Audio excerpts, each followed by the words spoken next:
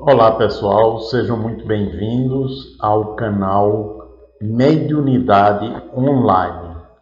E é um prazer muito grande estar com vocês novamente para a gente poder conversar a respeito de um assunto, de um tema que é fundamental para as nossas vidas, que é o exercício, o treinamento e o desabrochar do amor. Quando se fala a respeito do amor, normalmente se pensa em muitas coisas que não têm a ver com amor, né? Por exemplo, sexo não é amor, pode ser uma expressão ou não do amor, né? E muitas outras coisas, porque na verdade o amor é um exercício cotidiano de alguns requisitos que estão inseridos no contexto daquilo que nós chamamos de amor. É o exercício da compreensão, é o exercício da tolerância, é o exercício da paciência, é o exercício da aceitação, do acolhimento, do respeito e a percepção que o outro é o outro, ou seja, é diferente de mim e, sendo diferente de mim, tem direito de ser o que é, mesmo que eu não goste, né? Obviamente, se o jeito do outro ser interfere demais sobre o meu jeito, eu não sou obrigado a compartilhar o mesmo espaço ou um espaço próximo. Eu tenho o direito, né, de escolher onde me situar para respeitar também a minha individualidade. Mas é muito importante a gente compreender isso. E aí, quando a gente olha para nós mesmos e para a humanidade de uma forma geral, a gente percebe que a gente ainda está no início deste treinamento. E um início bem inicial, realmente, né? Porque, na verdade, o que ainda predomina em nós é a observância e, como eu diria, a presença muito forte das cargas instintuais. E como é que elas se expressam no humano? Através das posições narcísicas, né? do comportamento narcísico, das reações egoísticas, ou seja, a preservação, não só a preservação, né? Colocar o eu, o ego, num pedestal, né? O eu é mais importante do que tudo. E aí os demais, aquilo que não é eu, está fora de cogitação, está em segundo plano, né? E aquilo que circunda a minha pessoa deve estar a serviço ou comprometido comigo, né? Então, de uma forma geral, numa escala maior, numa escala menor, nós funcionamos assim, né? Por exemplo, se você for ver as figuras dos ditadores, né? É um culto ao eu. Há uma exigência de retratos por todo lugar, culto à personalidade do ditador e por aí afora, né? Uma pessoa que não está funcionando nesse patamar, obviamente ela não vai exigir isso daí, nem vai esperar isso daí, porque ela tem consciência que ela é passageira, né? Depois de algum tempo, por exemplo, numa democracia, 4 anos depois ela está sendo substituída por outra, mesmo que ela fique por 2 mandatos, 8 anos depois está substituindo por uma outra pessoa, que se for um bom governante também, este vai agora, né, tomar o espaço que antes era ocupado pelo anterior. E é muito importante poder aceitar isso, como por exemplo Nelson Mandela aceitou tranquilamente, né? Ele governou o país dele por 8 anos, se não me falha a memória, acho que foram 2 mandatos seguidos, e depois, terminado o último mandato, ele se retirou e foi viver na sua aldeia de origem, de onde saía para fazer palestras, participar de eventos quando convidado, e aí ele saía.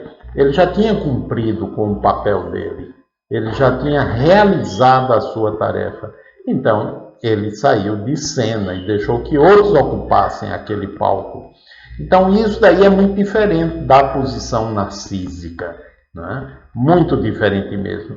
E, de uma forma geral, nós estamos aprendendo, que eu estava falando numa escala, por exemplo, de um governante de um país, mas tem aqueles que governam a sua casa e governam de forma, muitas vezes, tirânica, ditatorial. Tem que ser daquele jeito, tem que ser obedecido. E se não for obedecido, as consequências se fazem sentir por todos da família. Então, são personalidades distônicas, né, que ainda não conseguiram desenvolver uma habilidade e a flexibilidade de lidar com a divergência, com a contradição, né, com a oposição, e querem controlar tudo à fina força, né? De uma forma geral, todos nós ainda estamos nesse aprendizado, né? Porque quando, por exemplo, alguém não concorda com uma opinião nossa, né, como é que nós nos sentimos? Como é que nós reagimos? Então é isso que a gente tem que observar, né? Porque a partir dessas reações que parecem pequenas, nós podemos perceber como é que nós estamos em nossa intimidade, né? E para que a gente possa desabrochar a habilidade de amar, a gente precisa se compreender que estamos em treinamento. Treinamento. E nós viemos aqui para o planeta, saindo das dimensões espirituais, exatamente com esse objetivo, de treinar aquilo que nós ainda precisamos desenvolver. E treinar o amor, porque o amor ele se encontra, digamos assim, numa extremidade diferente daquela onde se encontra a carga instintual, né?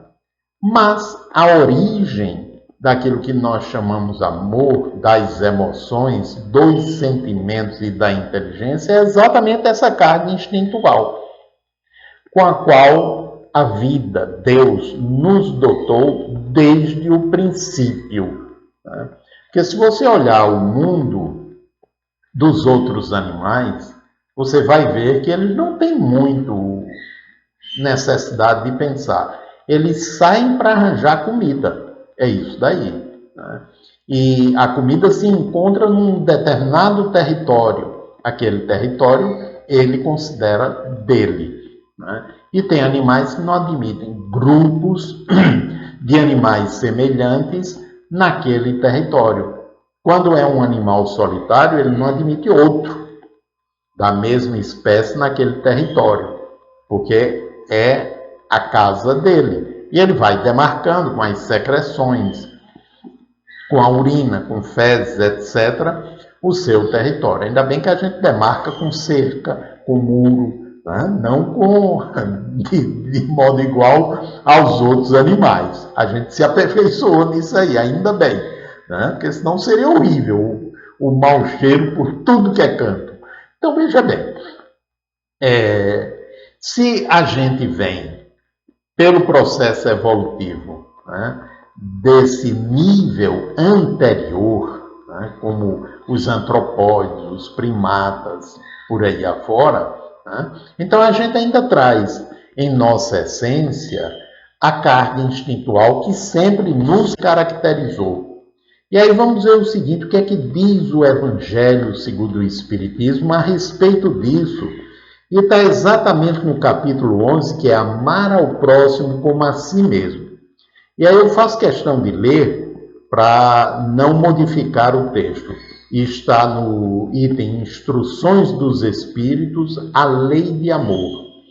E aí, ainda no primeiro parágrafo, o espírito Lázaro, ele diz o seguinte: no seu início, o homem não tem senão instintos. Mais avançado e corrompido só tem sensações. Mais instruído e purificado, sentimentos. E o ponto delicado do sentimento é o amor. Não o amor no sentido vulgar do termo, mas este sol interior que condensa e reúne em seu foco ardente todas as aspirações e todas as revelações sobre-humanas. A lei de amor substitui a personalidade pela fusão dos seres e aniquila as misérias sociais. Então, se a gente for analisar a nossa atualidade, o mundo atual, de acordo com esse texto, ainda existe muita miséria social porque falta amor. Né? Falta amor. No dia que a gente tiver desabrochado esse amor, então não haverá mais miséria social, porque não estaremos querendo mais do que o outro, mais do que ninguém, ou além daquilo que a gente realmente necessita e que nos proporcione alimentação, conforto, subsistência e a possibilidade de divertimento, de crescimento, de estudo, etc. Né? Mas ainda não é assim, não funciona assim. Aí mais adiante, ele diz o seguinte: disse eu que no seu início o homem não tem senão instintos, e aquele, pois, em quem os instintos dominam, está mais próximo do ponto de partida do que do objetivo. Para avançar em direção ao objetivo, que é o desabrochar do amor, né, é preciso vencer os instintos em proveito dos sentimentos, quer dizer, aperfeiçoar estes, transformando, ou melhor, sufocando os germes latentes da matéria. O que são os germes latentes da matéria? Os germes latentes da matéria, a que se refere Lázaro, nesse capítulo do Evangelho segundo o Espiritismo, são as propensões primitivas, os condicionamentos primitivos que ainda nos caracterizam o ser. A gente ainda funciona basicamente dentro da questão instintual, sobrevivência, território e manter a zona de conforto que está ligada a território. Então, isso ainda dominando, faz com que nós sintamos, percebamos o outro como sendo um opositor, um adversário, um competidor ou mesmo um inimigo. E, obviamente, o outro vai perceber da mesma forma e vai se defender em relação a mim, assim como eu me defendo em relação a ele. E você pode até dizer, mas esta é a realidade da vida. Sim, por enquanto é. Por enquanto ainda vivemos numa selva de pedra, né? E ainda estamos na caça.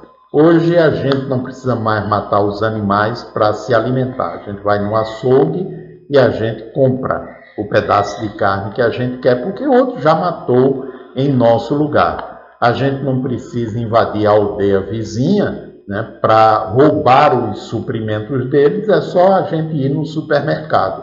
Mas quantos ainda estão fazendo isso mesmo? E se der uma brechinha, quantos de nós ainda não faria isso?